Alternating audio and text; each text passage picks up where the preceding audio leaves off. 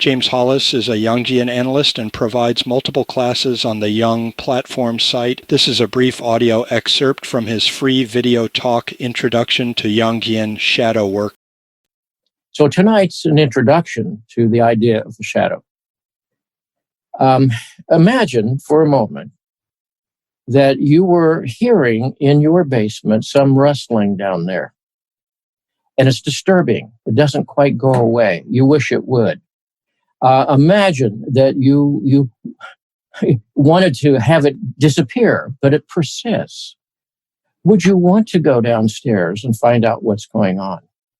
And what if, when you went downstairs, you found out some very interesting things, and not all of them pleasant, about not only what was down there wrestling, but what was happening within your own psyche as well.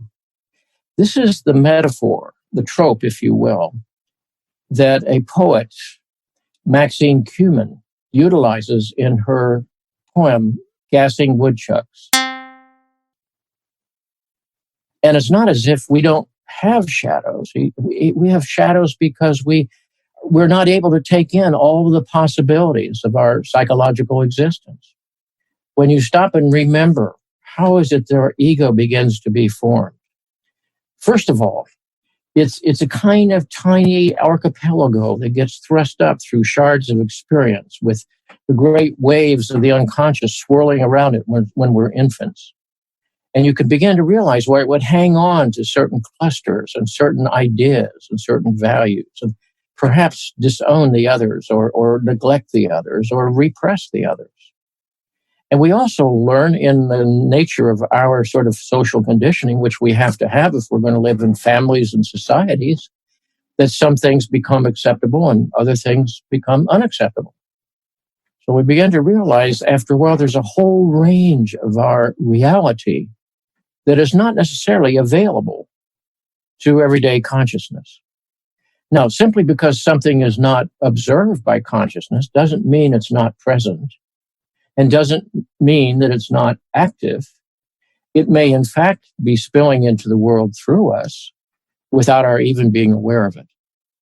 So the shadow, as I would want to define it for you, and I'm going to make this as clear and as simple as I can, is those parts of my personality or of my organizations, if we look at the collective level, that when they're brought to my awareness, I find them troubling. As Jung put it once so simply, it's that which I do not wish to be. Those parts of myself that I would disown or neglect or repudiate.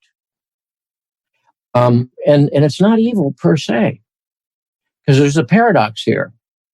One of the biggest shadow areas of our lives, as Jung frequently pointed out, is how we all live small, adaptive lives, seldom stepping into the largeness of our possibilities. As he said once, we all walk in shoes too small for us.